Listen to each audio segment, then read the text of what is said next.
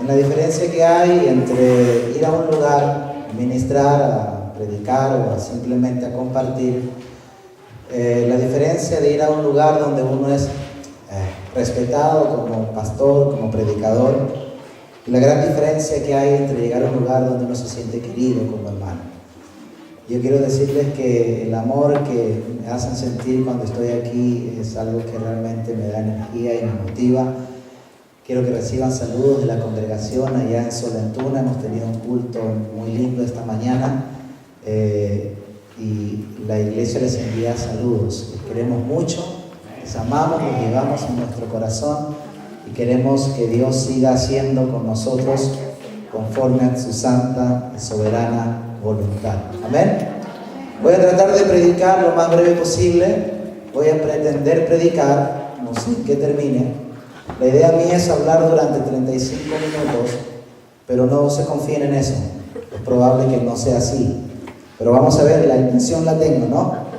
La intención en este día, quiero hablar con ustedes sobre un tema que vamos a estar conversando en la congregación nuestra durante este mes.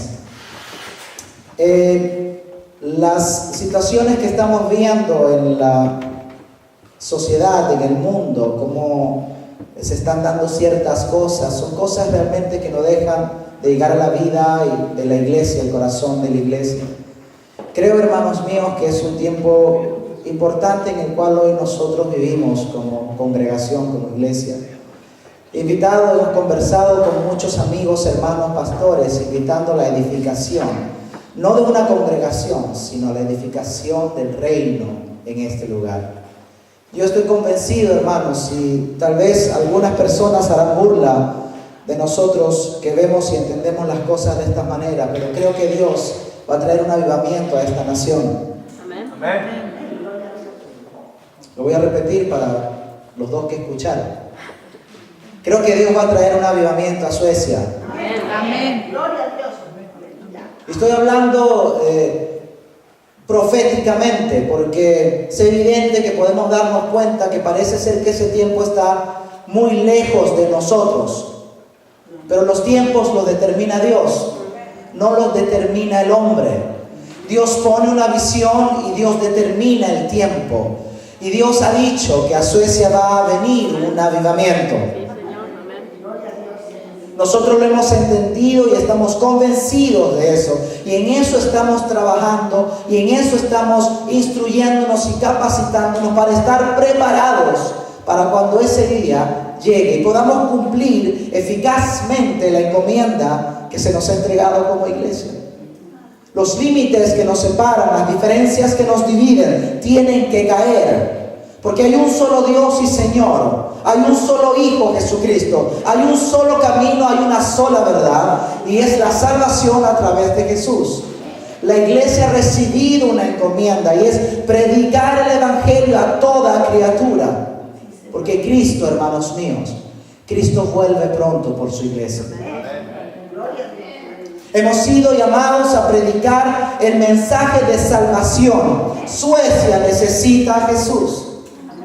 Y tú, hermana mía, hermano mío, eres la herramienta de Dios para que ese trabajo, esa encomienda se cumpla en este tiempo, en este lugar, en esta nación.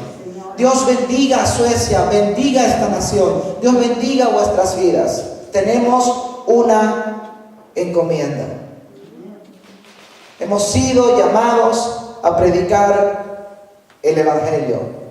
Y siempre que un predicador, una persona que habla o que ministra o que predica, siempre tenemos ciertas características personales que influencian en nuestra forma de hablar. Yo no soy un predicador que trae un mensaje que hace sentirse a la gente muy alegre. Normalmente Dios siempre, le he pedido que me lo quite y no le place a él quitármelo.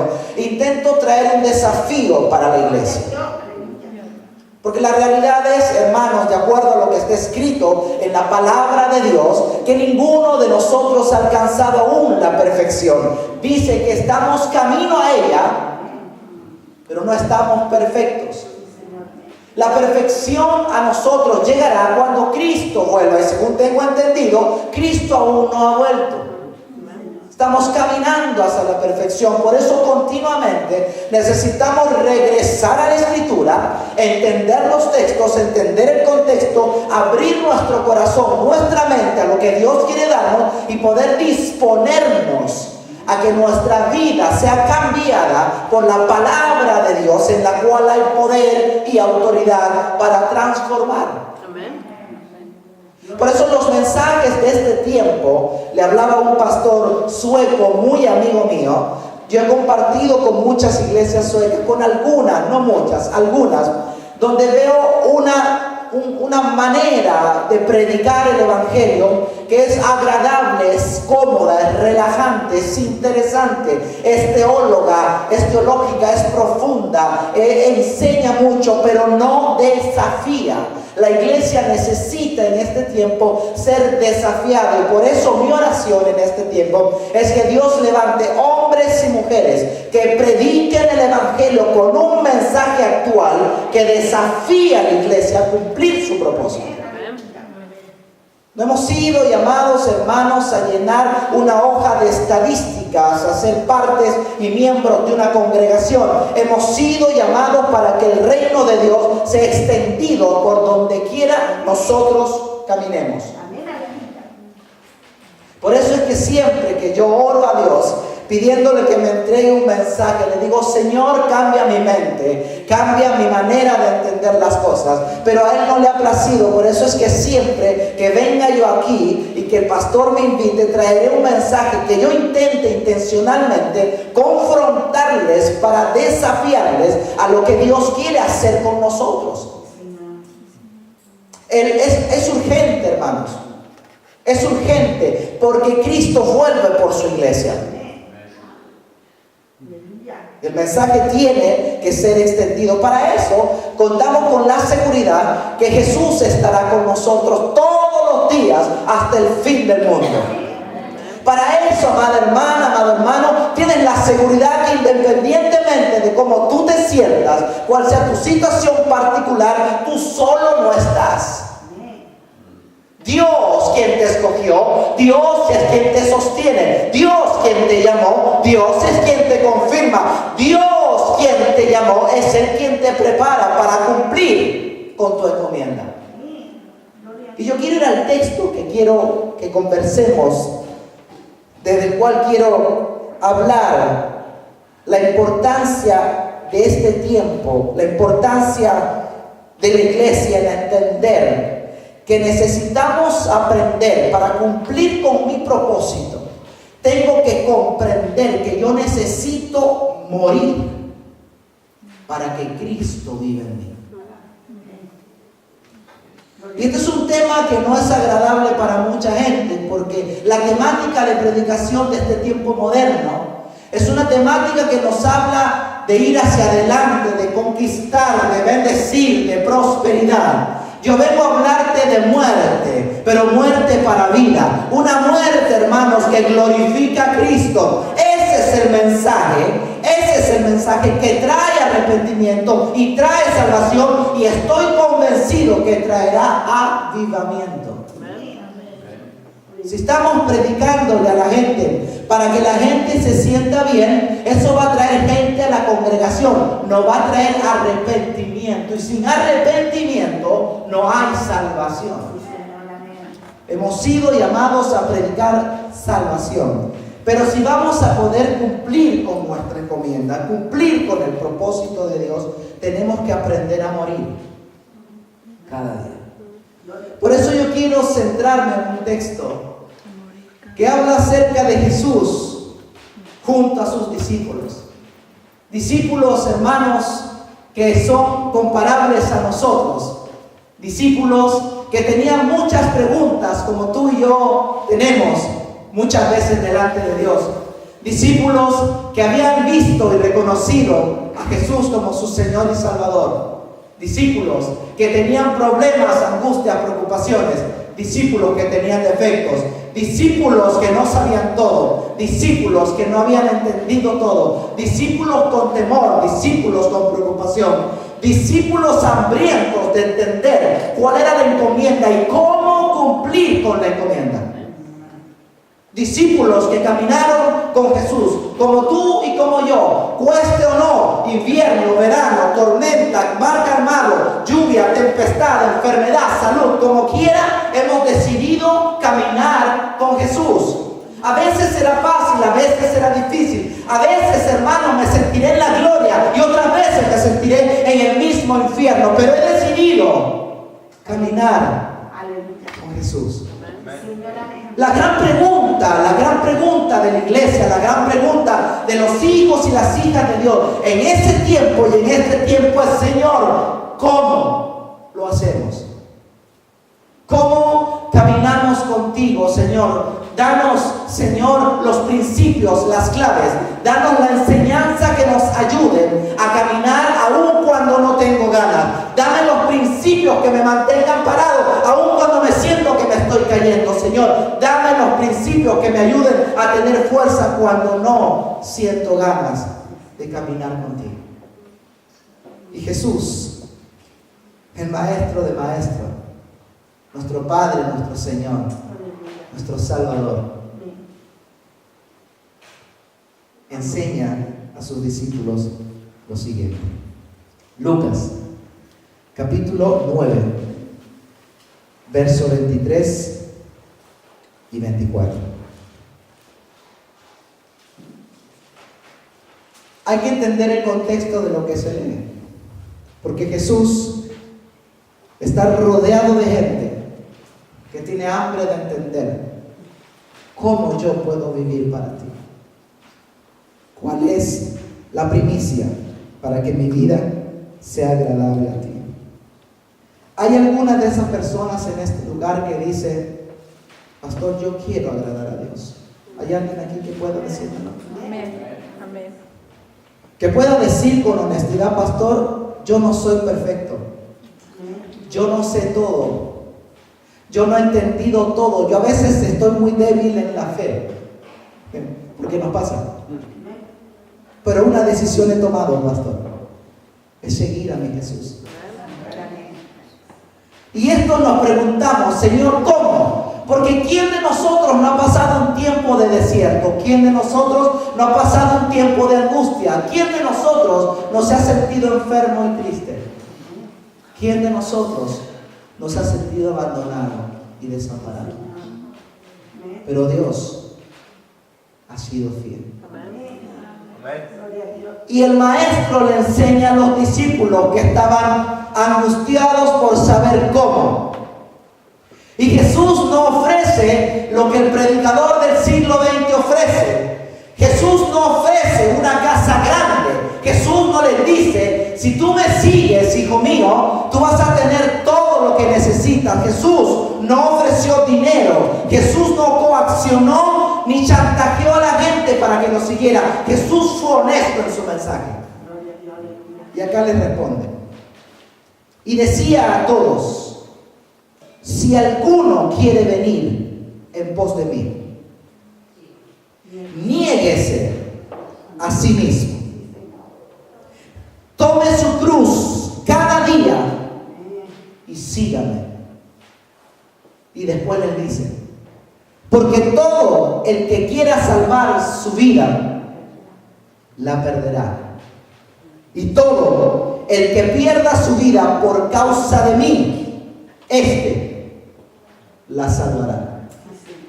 Jesús dando un principio fundamental para yo poder caminar con Él y ser de bendición a otros.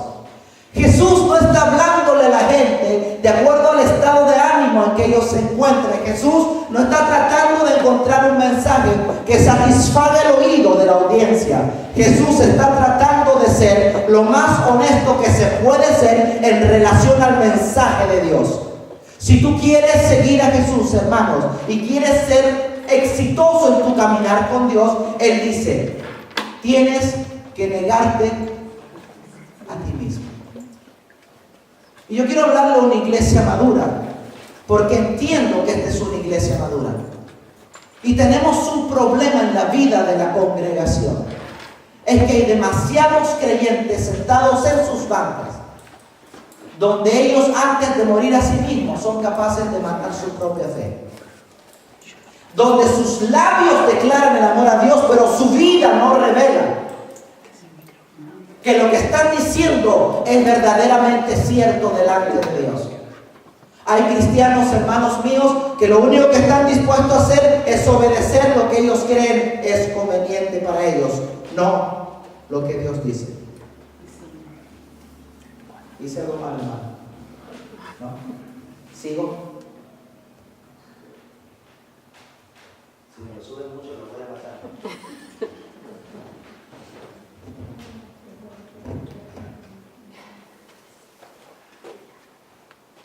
Interesante ver cómo Jesús habla a sus discípulos. Porque la iglesia en este tiempo, hermanos, para alcanzar los propósitos de Dios necesita negarse a sí misma. Cada uno de nosotros tenemos la responsabilidad de vivir para Dios, de vivir para Él, no para nosotros mismos. Hay mucha gente en las iglesias, hermanos, que son más fieles a la congregación que a Dios mismo. Hay mucha gente, hermanos, que son más fieles al pastor porque me gusta mucho, es tan bueno, que a Dios mismo. Y ojo, por favor, hermanos, no me malinterpreten, porque también están los otros que dicen yo escucho a Dios y no le hacen caso a su pastor. Aquella persona, cristiano maduro, que tiene una relación con Dios, él entiende que mi obediencia a Dios yo la demuestro a través del hombre espiritual, el Padre espiritual que tú has establecido para que cuide de mí. Lean la carta a los Hebreos capítulo 13, responsabilidades del creyente. Hace 2 semanas atrás conversaba con un hermano. Y yo tengo una forma extraña de ser y de ver las cosas en Dios. Creo que el mayor compromiso y el más serio compromiso que un hombre hace es seguir a Jesús. Cuando uno se compromete con el servicio al Señor, uno tiene que ser serio en su llamado. Tiene que vivir en obediencia, en integridad y en temor a Dios. Muy importante. Una de las cosas que nosotros enseñamos mucho en la congregación es el respeto a las autoridades establecidas. Porque creo que hay una bendición para la iglesia que se encierra en la capacidad que la iglesia tenga de sujetarse a las autoridades que Dios ha establecido sobre nuestras vidas. Y viene un hermano y me dice: pastor, quiero conversar con usted, siéntese. Dígame, hermano. Le quería informar, pastor. Hace unas semanas atrás me han invitado a una iglesia a participar con ellos en el ministerio de la alabanza. Quería que usted esté informado. Se me torce aquí. Y yo le pregunté: hermano, disculpe, ¿usted es miembro de esta iglesia? Me dijo: sí, ¿por qué? ¿Quién es su pastor? ¿Usted? ¿Soy yo su pastor? Porque si yo soy su pastor, entonces usted no me puede llamar para informarme. Usted tiene que preguntar.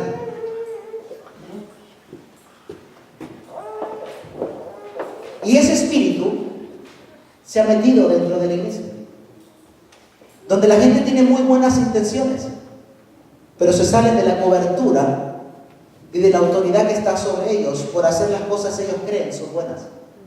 Y Dios no está ahí. Dios no está ahí. Porque Dios nunca ha bendecido buenas intenciones. Dios ha bendecido obediencia, capacidad de estar sujeto a las autoridades que Dios establece. Todos tenemos que estar bajo autoridad para ser bendecidos. Jesús, hablándole a los discípulos, les dice: tienen que morir, pero uno no puede estar sujeto a autoridad si uno no está dispuesto a morir a sí mismo. ¿A quién le gusta que le manden? ¿A quién le gusta que le estén corrigiendo y le den órdenes, le den instrucciones? Hermanos, vivimos en una sociedad donde menos te metas en la vida de alguien, menos problemas tienes. El hijo de tu vecino te puede estar rompiendo la puerta, te puede estar rompiendo el pasto, la bicicleta que le encontré en el suelo, y tú no puedes abrir la boca: con mis hijos no te metas. Oiga, vecino, que yo miro, oiga, cuidado, esos son mis hijos, a ellos los crío yo, tú no te metas, cuida de los tuyos. Y ese espíritu, hermanos, el grave error que ha cometido la iglesia, que en vez nosotros de ser una herramienta de influencia, el mundo ha influenciado a la iglesia. Y hoy viene gente a las iglesias con ese espíritu: conmigo no se metan, a mí no me digan lo que hay que hacer. Yo vengo acá a la iglesia, pastor, porque me siento bien, usted no me esté corrigiendo a mí. Usted no me llame la atención, y mucho menos a mis hijos. Porque iglesias acá hay un montón y a cualquier lado me puedo ir. La gente cree que nosotros, los que estamos en la responsabilidad de cuidarles, tenemos miedo de que se vayan. Incluso gente que dice, pastor, Dios le va a pedir cuentas a usted. No, no, no, Dios le va a pedir cuentas a usted. Porque si yo soy responsable delante de Dios, yo tengo la responsabilidad no solamente de amarte, cuidarte y bendecirte, pero también de corregirte. Pero si tú no estás dispuesto a morir al yo, a morir al orgullo, a morir al ego, tú jamás podrás aceptar lo que tu Padre espiritual te diga. ¿Por qué? Porque a ti no te manda nadie. A ti te mandas tú mismo. Y yo me pregunto, y me pregunto con ustedes, ¿dónde está Dios en todo este asunto?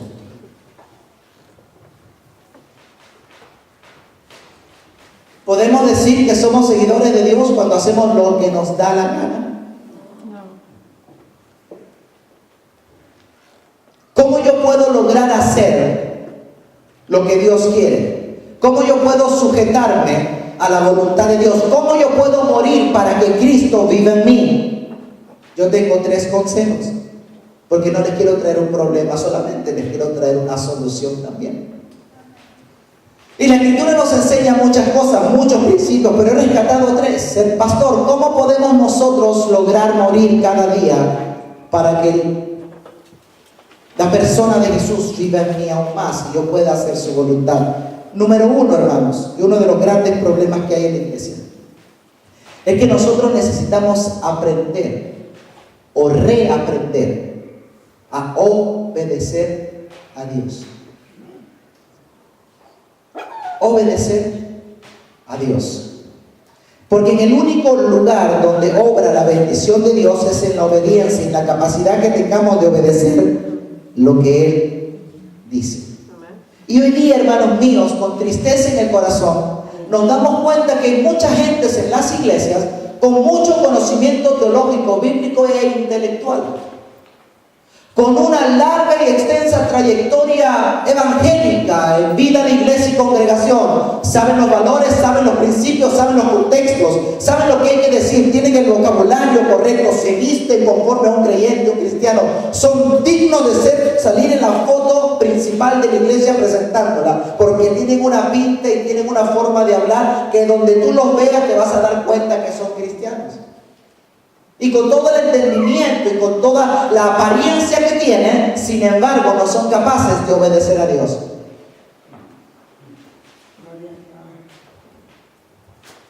Hace 2 semanas atrás me reunía con un pastor que está pasando por una situación bastante complicada y está en un tiempo donde necesita apoyo, oración. Les pido que oren por los pastores, hermanos, les pido que oren por la iglesia, para organizar, para ver cómo plantear la forma como se van a hacer las cosas en la iglesia. Y me dijo, y me veo en este problema, pastor, y no sabemos bien cómo vamos a hacer para los mensajes de los días domingos. Le dije, pastor, un consejo le quiero dar: sea muy cuidadoso en escoger la gente que va usted a poner en el púlpito a predicarle a la iglesia. No se emocione porque llega una persona y se sienta 2 meses, 3 meses, 6 meses en la banca de la iglesia, bien vestidito, sabe los contextos bíblicos, tiene mucha teología, mucha palabra, pero su vida usted no la ha observado aún. Tiene que dar testimonio de que él es un hombre, una mujer íntegro delante de Dios y delante de la iglesia. Amén. Hermanos, eso no se ve en 3 meses. Eso se ve cuando las papas queman. Ahora, Dios me juzgará por las cosas que yo hago en la congregación, que yo pastoreo. Así se dice pastor, no es mi congregación, es la congregación de Dios. Dios me va a perdonar por cómo nosotros hacemos las cosas en esa congregación que yo pastoreo. Pero muchas veces nosotros, cuando llega gente que se ve bien, qué bueno, qué tremenda bendición podría ser este hombre, permitamos que Dios le pruebe. ¿Cómo uno prueba a una persona si realmente es verdadero o no? ¿Sabes cuándo tú ves si el carácter de Cristo está en una persona? Cuando ella te propone algo y tú le dices no. El que no tiene el carácter de Cristo es muy probable que se enoje y no venga 2 domingos y después no venga más. El que tiene el carácter de Cristo sabe aceptar un no. Porque esa persona ha muerto para sí y sabe que Cristo vive en él. reconoce quién es la persona que está en responsabilidad y acepta el no como respuesta. El creyente inmaduro, el creyente que no tiene a Cristo en su corazón, no puede aceptar un no como respuesta. Se enojan, se molestan. A usted le tiene que haber pasado, pastor. Los hemos tenido que se nos van y se nos vienen. Cantantes excelentes, predicadores con un oratorio increíble. Y resulta que nos proponen algo y le decimos, hay que esperar el tiempo de Dios. Hemos tenido gente, hermano, nos cuento experiencia personal, que se nos ha ido de la iglesia, han formado congregaciones solos, simplemente porque le dijimos que no. ¿Es eso de Dios? ¿Es verdaderamente eso voluntad de Dios? Porque si eso es voluntad de Dios, hermano, de aquí, que hacemos 20, 35 personas, hacemos 35 iglesias. Eso no está buscando Dios. Dios está buscando una iglesia madura que esté dispuesta a morir a sus propias voluntades y deseos y disponerse a lo que Dios quiera, a saber recibir un no, a entender los valores y los principios de Dios, a vivir en integridad y temor a Dios. Pero para eso yo tengo que aprender a obedecer a Dios. Y la obediencia, hermanos, comienza con una actitud humilde en el corazón. Si una persona no tiene una actitud humilde en el corazón, esa persona está incapacitada para obedecer. Por eso Dios tiene que tratar con nuestro corazón. Dios tiene que ayudarnos a cambiar nuestra forma de pensar y nuestro corazón necesita ser transformado por el poder de Dios en nuestras vidas. Necesitamos aprender a obedecer de corazón. Hermanos, si la obediencia no tiene que estar relacionada a lo que yo entiendo, porque también de esos hay en las iglesias. Gente que hace lo que quiere hasta que entienden otra cosa. El pastor se puede estar rompiendo la voz, diciéndole la importancia que tiene, no sé, el vivir en integridad, pero mientras que ellos no entiendan que debe ser así, ellos no lo van a obedecer. Y Dios nunca nos ha pedido entender para obedecer. Dios sí nos ha pedido obedecer. Cuando Dios habla, el hombre necesita obedecer. Y si nosotros vamos a morir a nosotros mismos, tenemos que aprender a obedecer lo que Dios ha dicho para nuestras vidas. Número 2, si vamos a morir para que Cristo crezca en nosotros, si vamos a olvidarnos de nosotros mismos, tenemos que hacer algo que nuestro hermano Ronnie decía mientras hablaba. Yo dije, el hermano Ronnie tiene que haber leído mi iPad, donde lo dejé, me lo ha revisado. La esposa le mandó un mail, un mensaje, algo. Decía que Dios tiene que ser el centro de nuestras vidas. Si vamos a morir para Dios, Él tiene que convertirse en el centro de mi vida. Yo trabajo, que aparte de ser pastor, llegará el día en que la iglesia me mantenga al 100%. Todavía no ha llegado, pero estoy orando por eso. Yo trabajo en un organismo del gobierno. Y cuando uno trabaja en un organismo del gobierno, me he dado cuenta, después de muchos años, que todo es una prioridad. Todo es importante. Todo es prioridad uno. Oye, ¿pero qué hago? No sé, hay 300 cosas que hacer. ¿Y cuál es la prioridad? Todas. Yo creo que la gente a veces no hace las cosas bien hechas. Pero nosotros, entendí una cosa en el proceso de mi trabajo. Si yo quiero priorizar algo, es entendible que cuando yo a algo le doy la prioridad número 1 es porque todo lo demás queda en segundo lugar. Y yo estoy muy preocupado porque hay mucha gente que con sus labios dice que Dios es lo más importante para su vida, pero cuando lo ves actuar, lo ves vivir, te das cuenta que Dios no es lo más importante en su vida. Por eso es que cuando el hermano Ronnie preguntó ¿quiénes van a venir el domingo?, yo saqué mi agenda y escribí los nombres de los que levantaron la mano.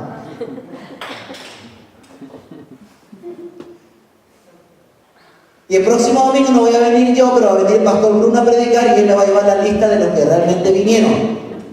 Y después vamos a conversar con el pastor Wilson. Dios tiene que ser la prioridad más importante en nuestras vidas. Si yo quiero morir, yo tengo que priorizarlo a Él y su voluntad en mi vida, lo que Él quiere, no lo que yo opino, no lo que yo pienso, no lo que yo me imagino, no lo que yo he interpretado de la Biblia, lo que Dios dijo, eso debo de hacer. Él es mi prioridad. Ahora, hermanos, hay que entender que la gente tiene familia, hay que entender que hay otras actividades con las cuales hay que cumplir, pero cuando Dios llama, nosotros debemos correr. Porque Dios es mi prioridad, es lo más importante. Yo tengo un hijo de 18 años, cumple 18 años el 19 de septiembre. Él está desesperado porque ese día llega. Y cuando le pregunto por qué, dijo, no sé. Pero quiero que llegue. Quiero sacar el carnet de conducir. Tiene una lista inmensa de planes. Él sabe exactamente lo que va a hacer. Sabe el día que lo va a hacer. Ha planeado, estamos en el 2014, él ha planeado hasta el 2016. Yo le dije, qué bueno se ve tu plan. Se ve hermoso. Pero si tú no involucras a Dios, hijo mío, si tú no metes a Dios en tus planes, querido hijo, ¿sabes quién anhela? ¿Sabes cuánto un padre anhela que los sueños de un hijo se cumplan? Yo anhelo de todo corazón que todo lo que mi hijo ha planeado lo logre hacer. Pero yo no tengo el poder de hacerlo. Pero sí Dios. Entonces le dije, hijo, te invito a un desafío. Convierte a Dios en la prioridad más importante en tu vida. Si Dios es número uno en tu vida, todos tus planes se pueden cumplir. Es más, si a Dios no le place que todo se cumpla, tú vas a poder disfrutar de lo que Él te dé. ¿Se entiende? Porque aquel que está en la voluntad de Dios, aquel que ha puesto a Dios como su prioridad número uno, entiende que no tiene todo lo que quiere, pero disfruta de todo lo que tiene. Lo voy a repetir, porque salió bonito, se no lo había escrito. El que esté en la voluntad de Dios no tiene todo lo que quiere, pero disfruta de todo lo que tiene. Es que tú los ves por la vida. ¿Cuántos de cristianos te encuentran que están llenos de envidia porque el hermano tiene un buen trabajo, o tiene una casa, o tiene un auto? Pero ¿cuántos cristianos también te encuentran que dicen, no lo tengo todo, pero bendito sea el Padre en los cielos, porque me tiene vivo y hay comida en mi cama, en mi mesa? Señor, gracias por todo lo que me has dado. Quisiera Dios tener una casa en Miami, yo también lo quiero, pero si Dios no me lo da, con mi departamento en Solentuna, Dios, estoy feliz, porque mi familia está bien, mi matrimonio está fuerte, mis hijos están sanos. Gracias, Padre bueno en los cielos. Y yo necesito que me ayuden en oración, porque necesitamos crecer en esto. Porque yo le estoy pidiendo a Dios cosas para mí, Dios no me las está dando, y a veces yo mismo soy confrontado contra el mensaje que le predico a otros. Y Dios me dice, ¿será que yo no quiero? Y a veces yo siguiendo orando y doblando las rodillas, Señor, te lo estoy pidiendo hace 2 años, por favor dámelo. Pero yo te quiero invitar, hermanos, y quiero que Dios nos confronte a esto. Mantente en la voluntad de Dios.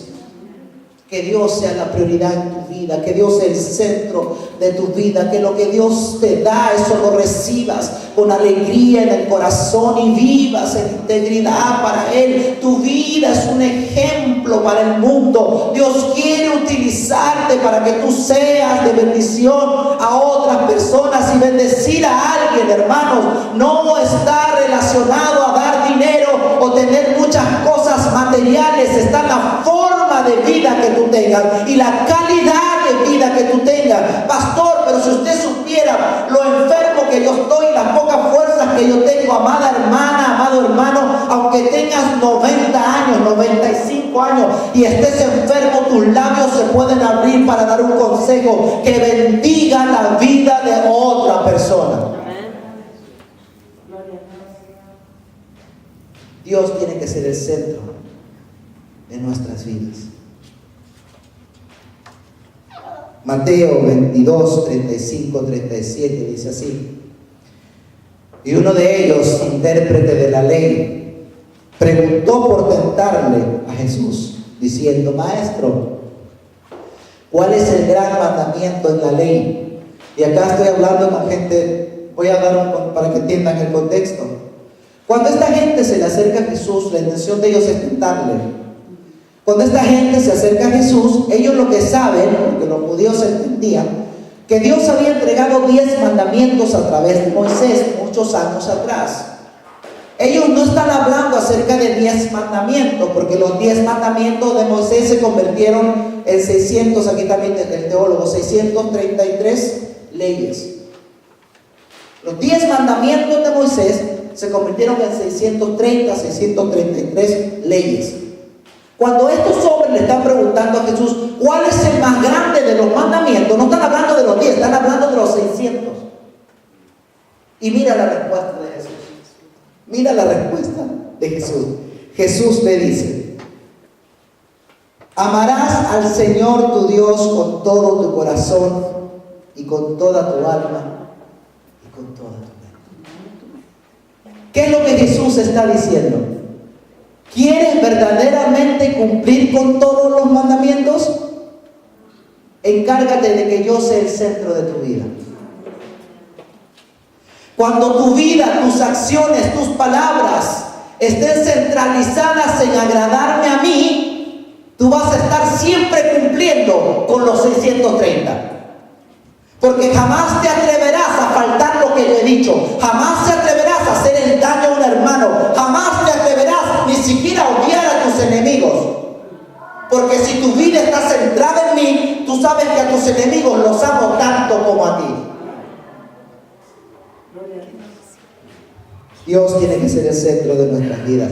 El tiempo se me acabó, pero regálenme 3, 4 minutitos más. Porque quiero tocar el último punto.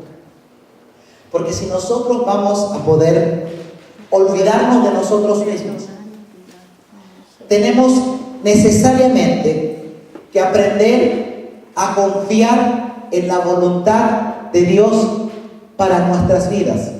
Salmo 37:5 dice: encomienda a Jehová tu camino y confía en Él, y Él,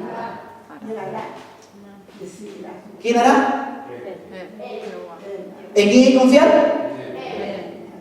Entonces, si yo quiero morir a mí mismo, y de estos cristianos sabemos, miren que me estoy viendo, muchos, peleándonos con Dios mismo para que Dios haga lo que yo quiero, confiando en mi dinero, confiando en mi intelecto, confiando en mis planes, y dejo a un lado a Dios.